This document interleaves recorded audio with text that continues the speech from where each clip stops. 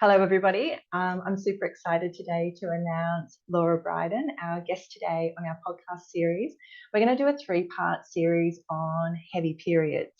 And Laura and I bumped into each other at a conference just earlier this year on the Gold Coast, and it was great to meet and chat. And I thought it'd be wonderful if we could just do a deep dive into heavy periods because it's quite common and it's quite treatable, I guess, is the other side of it, Lara.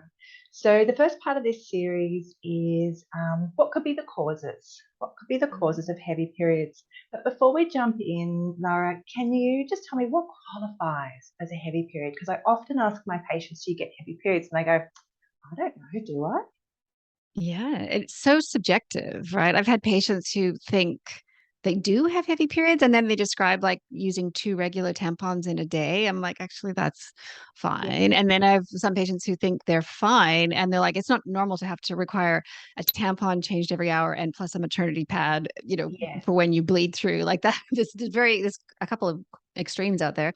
So what is considered normal is up to 80 milliliters of menstrual fluid lost over Hard all the to days. measure. It's Yes. about 5 tablespoons. Tablespoons. So, yeah, if anyone who uses a menstrual cup can usually start to get a pretty good idea because most menstrual cups hold about 20 mils. And so if you're filling it halfway, that's like 10 mils. Um, Period underwear is harder to gauge. This is what I'm Mm, encountering now because a lot of my patients are period underwear is popular, which is, I guess, makes sense, but it's hard to figure out how much you're losing. So it is worth it, at least if you're wondering about it, maybe switching just temporarily to a cup or a tampon just so you can start to kind of get a measure. sense, measure it. That's And so right. it's not only it's the amount, it's the total amount of blood and it's also the number of days of bleeding. So just to say again, what's considered acceptable is anywhere up to 80 milliliters over all the days of the bleeding. And what's considered acceptable is up to 7 days of bleeding. So a 10-day flow, for example, is not normal. It's a little bit broader than just the topic of heavy periods, but I think it's important to talk about Mm, that as well. Yeah. yeah. And what are some of the possible causes of heavy Yeah. bleeding? Because it's broad.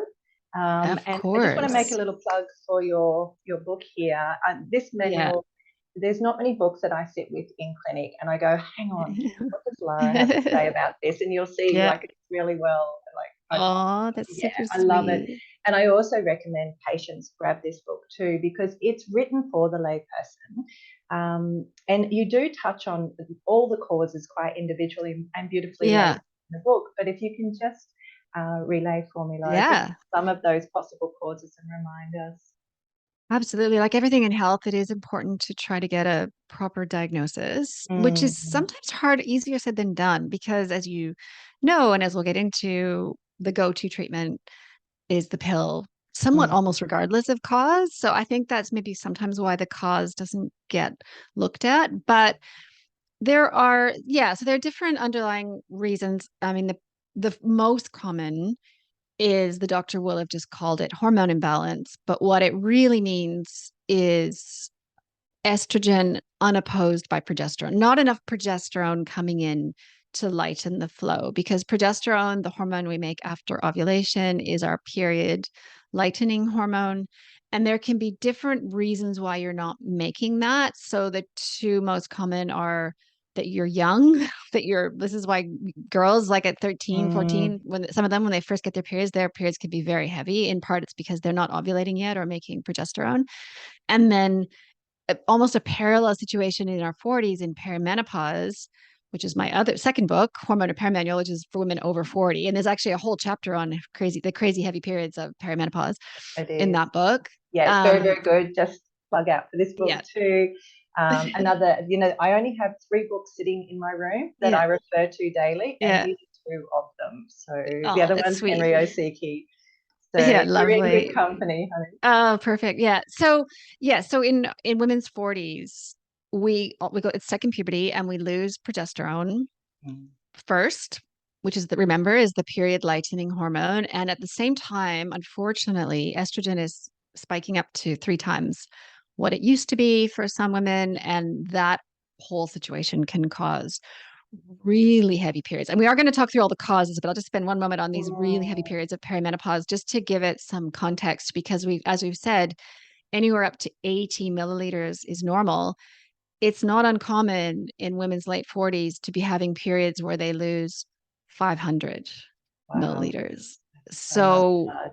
I mean, that you get the picture. So if anyone listening is sitting there thinking 80 milliliters, what the heck? Like, my periods are many times more than that. That's a Mm, thing. And of course, what we should have said right at the outset, it's this is a problem for health because we lose iron And through that that much menstrual. beautiful blood, life-giving Yeah. substance Yeah. that transports oxygen around the Yeah. body. And it's such an important fluid that we Yeah. have that, it's beautiful that we can bloodlet each month a little bit. A Um, little. but to lose True. all of that life force is just, It's it's so very debilitating.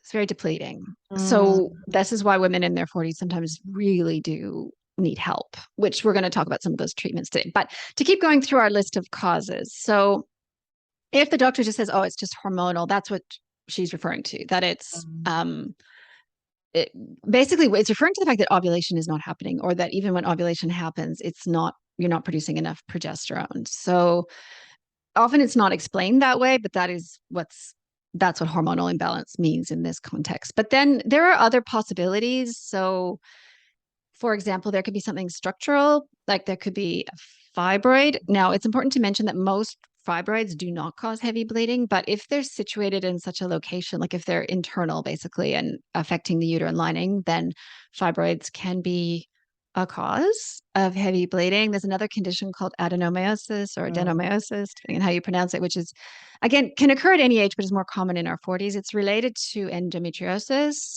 and it's a sort of a bulkiness or abnormal uterine wall. So that can create quite very heavy bleeding. Endometriosis isn't always associated with heavy bleeding, but it can be.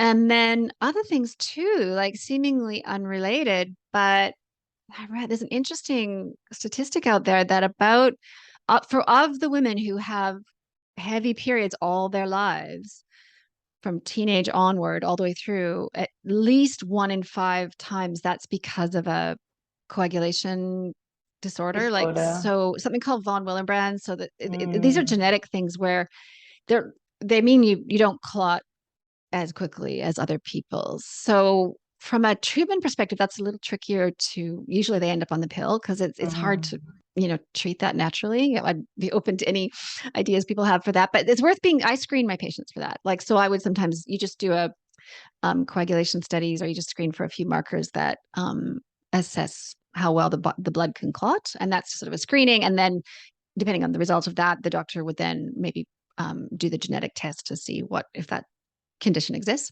And 1 in 5 And is then, quite high, isn't it? yeah, That's that's a what I lot. thought. And a Yeah. lot of the time they're missed. So a lot of the time they get to Mm, their 40s and only then discover, oh, that's why this is what's been going on. mm. Often that sort of situation would be associated with like hemorrhaging and other maybe postpartum, Easy like easy bruising. bruising. Exactly. Yeah. Easy That's bruising. low Exactly like that platelets. picture.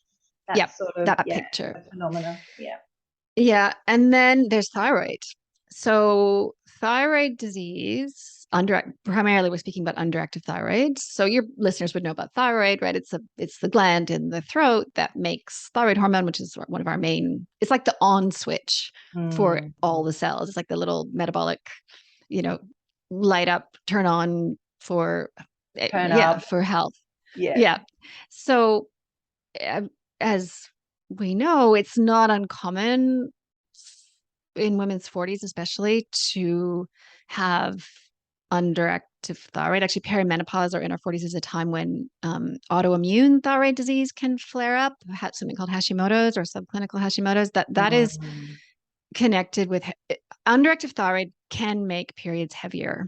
Not in every single case. Like it's possible someone with light periods could also have underactive thyroid, but very often it is a driver. And there's a couple of interesting quotes. I think I included them in Period of Pair Manual, just specialists saying, look, we could save so many women who wouldn't have to go on the pill or wouldn't have to have surgeries if we would just pick up the fact that they have underactive thyroid and then the treatment in their case is to treat thyroid, maybe take thyroid hormone, and that can have the downstream benefit of lightening flow. There's a few mechanisms by which underactive thyroid makes periods heavier, which, yeah, I talk about in the book, but some of it's to do with directly affecting coagulation or clotting Can mechanism. you talk Clotting. to that, the biochemistry of how that underactive thyroid could affect the heaviness of the periods? They Yes, seem like such different systems in the body, and obviously you mentioned right. in medicine they're not connected at all at this stage. But how are they connected? Right, absolutely. Great question. So, I mean, of course, the body's all connected. You Yeah. and I are naturopaths, so we know that. That's never a surprise. But like I said, I was just saying, so one of it is actually that the not like having insufficient thyroid hormone actually makes it harder to coagulate or clot blood flow. So So it it's alters coagulation responsible for that factors. coagulation Direct, factor. Yeah. it's involved. It's because it's involved in all aspects of health. Thyroid hormone is involved in all aspects of Mm. health. And then one of the other primary mechanisms is that it's related to the very first thing I talked about, which is progesterone deficiency, because the ovaries actually need a good supply of thyroid hormone Mm. to ovulate. And this is why thyroid is so important in pregnancy, one of the reasons, or in fertility, excuse me, like in achieving pregnancy. And then yeah, obviously having a good amount of thyroid hormone is also important for making a good amount of progesterone. There's actually a bit of a link because you also need a good Mm. amount of progesterone to have a healthy thyroid function. So they do That's right. form sort of a, yeah, Mm. And yeah, all the they support hormones each other. do. It's a big feedback Yeah. system. Enough of this information will inform another part of the Yeah. endocrine system, which will inform another part of the endocrine system. So I do Yeah. love that messaging aspect of the endocrine system, the Yeah. hormonal system. Um, Yeah. one last question here, and then we'll move on to some of the Yeah. treatments. Sure. Laura, I have a lot of patients that come in and their thyroid's, sitting at 2.4, 2.6, and these are young women and they do have heavy periods. And, it seems that they're not outside of the range for thyroid and having thyroid issues. But you and I both know we have a much more narrow margin with that TSH, sorry. What are your thoughts on testing for thyroid and subclinical hypothyroidism? Um, I put, I focus a lot on the antibodies. So the existence or not of thyroid or what are called anti-TPO antibodies. So most cases of underactive thyroid in Australia and US and in I guess developed countries is because of autoimmune.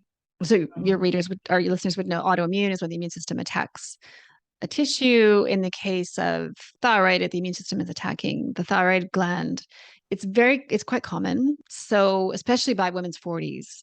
I think I Mm. saw one statistic that by 40 something, about 1 in 4 women have the presence of sort of a significant amount of thyroid antibodies. Now, we know from the research that even before TSH goes out of range, that presence of thyroid autoimmunity does create outcomes, like negative outcomes in terms of mood and brain fog, and I would argue Fatigue. period problems as well. So I Mm. guess I'm reading less into where is actually TSH sitting, although it still is interesting. I mean, I think as someone with a TSH of like 3.9 or, way up at the range, and as your Upper listeners end. might know, it's inversely related. So having a high TSH Mm. means less active thyroid hormone, That- less active thyroid. And yeah, so I would look at that. I'd look at levels of total T4, T3, those are the thyroid hormones themselves, but also I'd be looking at yeah. the presence of antibodies and family history. So if people have family history of autoimmune thyroid, then that's more evidence that that's an area of their physiology that maybe needs some attention. And the solution is not always necessarily take thyroid hormone. It can be that, but it can just be treat the autoimmune with, for example, like just to give a very simple example, selenium Mm. is very good for autoimmune thyroid disease. I mean, you and I, we've both been practicing about the same amount of time. Was it 20 years, 25 years? Yeah. And I've just been delighted to see by the time I left I practiced in Sydney for a long time. And by the time I left there, my patients were telling me, oh, yeah, my endocrinologist prescribed selenium for Hashimoto's. I'm like, this is Yeah, awesome. yeah, we're This there, is we're there, we're there. It this is is so lovely to good. Yeah. see, Yeah. definitely. And the antibodies, I'll test them and they'll come back and they'll be slightly raised. And there's a range Yeah. with some of them, depending on which lab you use. That if they're not off the Richter scale, then they're not considered. But I would say, and I wonder if you agree, even if they have any antibodies, there should be no antibodies. Would you agree with that, Lara? Would you Yeah, say I'm there not needs to be sure. a decent count? Yeah, I'm not sure. It's a good question. I mean, I feel like there is potentially gonna be in some people just a low level smattering of them. I'm careful not to read too much into that Yeah, because, okay, that's interesting. but that's open. I mean, that's somewhat open for debate. And actually, yeah, there's a good thing you bring up about the fact that depending on which lab has measured the antibodies, they're going to look quite different because That's right. different labs use different Measures. yeah, measures titers for that. Yeah. Yeah, fantastic. Thank you so much, Yeah. Lara. We'll Yeah. pick up in the next part of the series on medical treatments for heavy bleeding. Excellent.